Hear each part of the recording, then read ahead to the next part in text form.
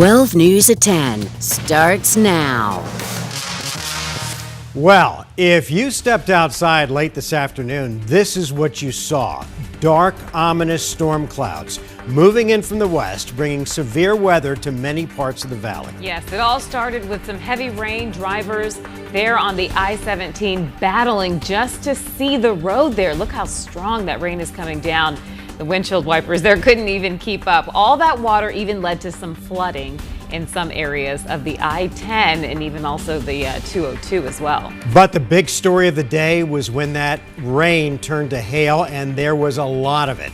This video on the I-10 near 107th Avenue shows how quickly that hail piled up, wreaking havoc on valley freeways. Thanks for joining us tonight for 12 News at 10. I'm Mark Curtis. And I'm Cuddy Devine. 12 News crews have been all over the valley this evening tracking this major storm. Meteorologist Lindsay Riley has been following the very latest on our weather impact forecast. And 12 News journalist Maria Stobbs is following the hail that fell out in the West Phoenix area. But we want to start with 12 News journalist Chase Golightly. He begins our coverage at Desert Sky Mall, which is closed right now after a partial roof collapse there. Chase?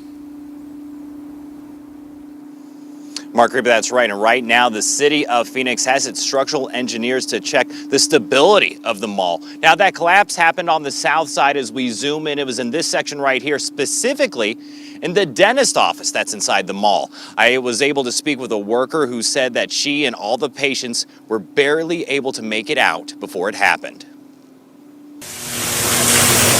This is what the dentist's office inside Desert Sky Mall looks like now. Our office is completely collapsed. Part of the ceiling gone, debris and water all over the floor. Office manager Bianca Esquer telling us their office was packed with about 40 workers and patients. We had a patient in every chair, including her own kids. Because we were doing their checkups and cleanings today. At around 5 Wednesday evening, Esquer says they could hear the hail coming down hard. Then all of a sudden we started hearing pops. At first, she thought it was the TV, but when she looked up, we saw the cracks in the ceiling.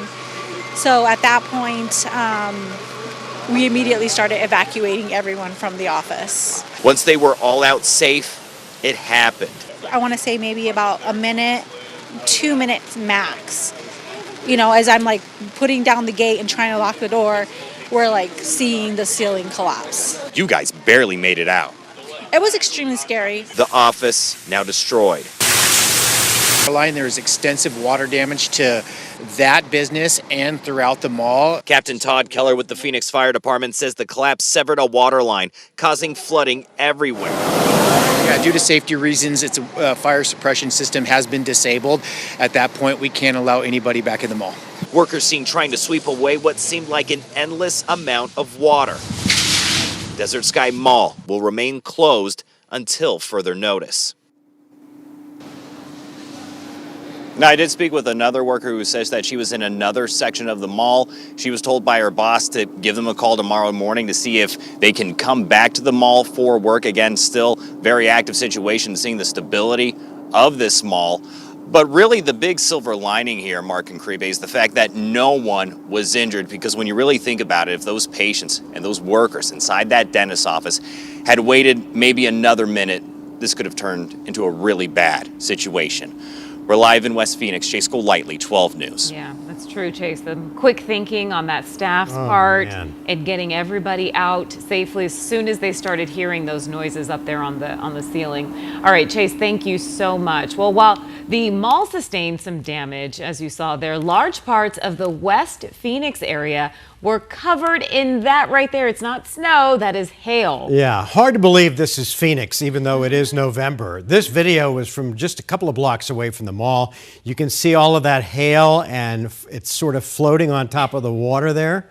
Yeah, that looks like something we've never seen here in the Phoenix area. 12 News journalist Maria Stobbs is live out in West Phoenix. And Maria, you talked to neighbors who have lived here for decades. What did they tell you?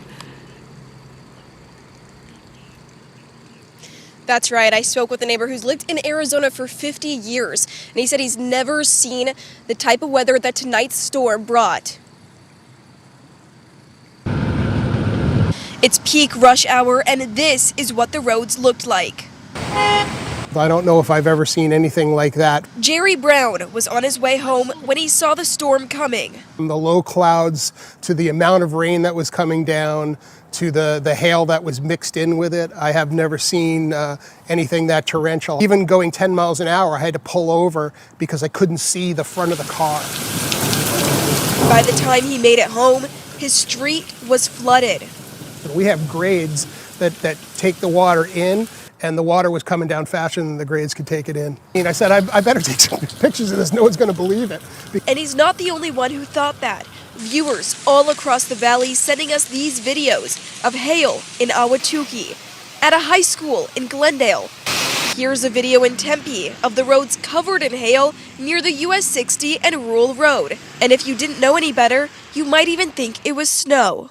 And I saw some people in the parking lot throwing hail balls at each other. So I guess you can, they're having a little bit of fun out of it. But for about half hour, 45 minutes, it wasn't fun. And with more rain expected, Jerry says it's a storm he won't forget. I don't know if I've seen clouds that low in the West Valley. And like I said, I've lived here since 1973, and it was a pretty interesting about half hour there.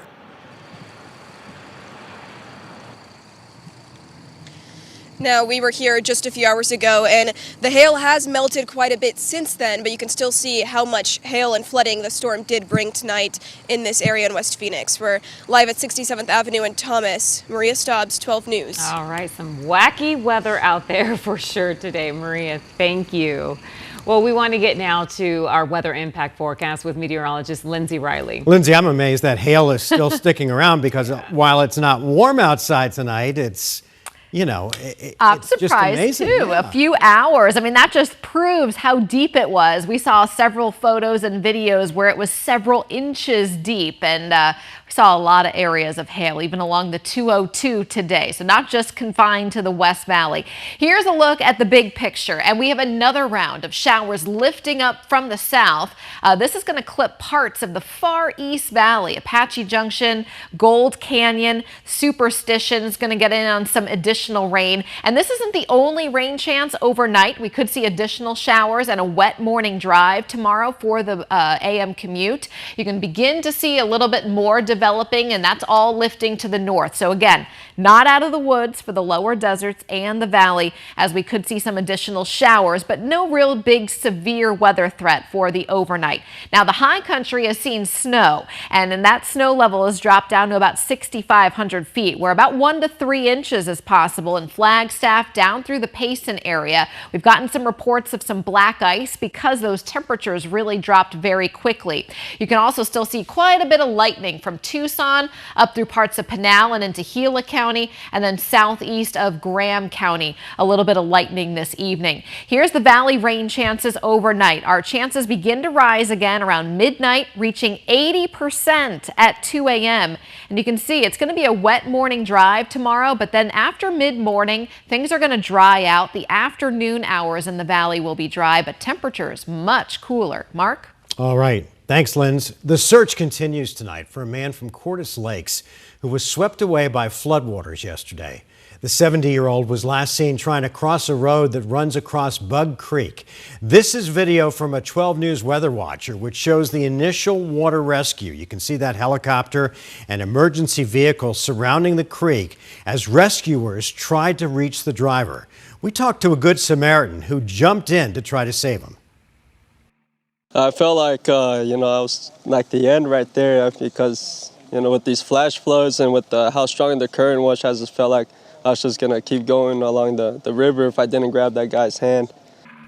He tells us he also became trapped in that swift current. Rescuers were able to pull him to safety, but sadly they were not able to reach the driver in time. We'll continue to ask search and rescue crews for updates and to bring you those tomorrow on Today in AZ. The man accused of killing his girlfriend and then bringing her body to a Phoenix police station yesterday faced a judge today. Josu Anaya told authorities that he shot 32-year-old Jessica Guzman after they got into an argument because he dropped a gun and it went off, startling her. Now, during the fight, Anaya says that the gun reportedly went off twice, killing her. Anaya is being held on $1 million bond.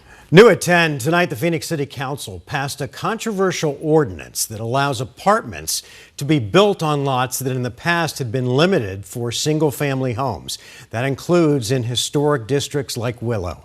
Any new projects still need to be still have to follow historic preservation rules. Under state law, cities have to allow this kind of housing if it's within a mile of downtown.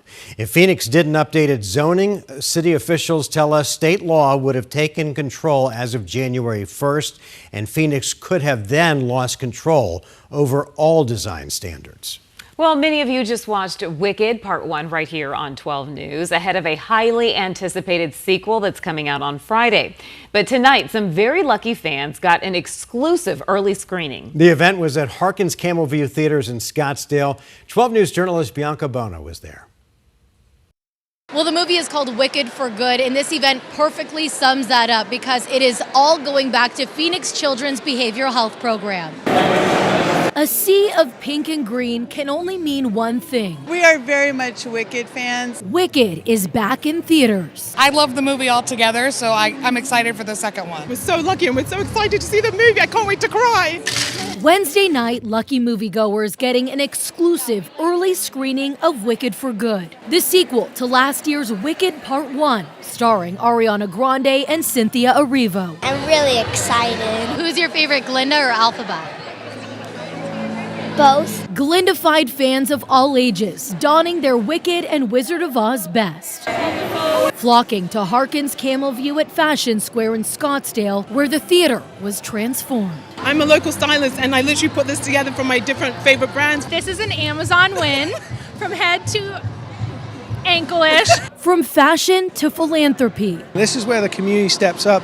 This is Arizona's Children's Hospital. This event is all for Phoenix Children's Behavioral Health Program, where proceeds from the $100 tickets will benefit our most vulnerable youth in need of help. I think we've all seen as social media has changed the way things happen in children's lives. We're seeing kids as young as 8 turn up with suicide ideation, and that just is something that cannot happen.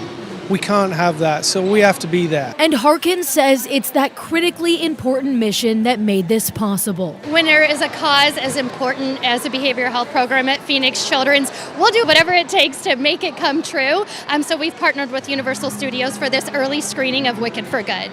A special night at the cinema where Wicked for Good supports a good cause. It's a benefit to be able to do this. And Wicked for Good officially hits theaters on Friday. Wicked Part 1 hit about $750 million at the box office. We'll see if this sequel can top that. We're in Scottsdale. Bianca Bono, 12 News. All right, great event for a great cause out there. Bianca, thank you.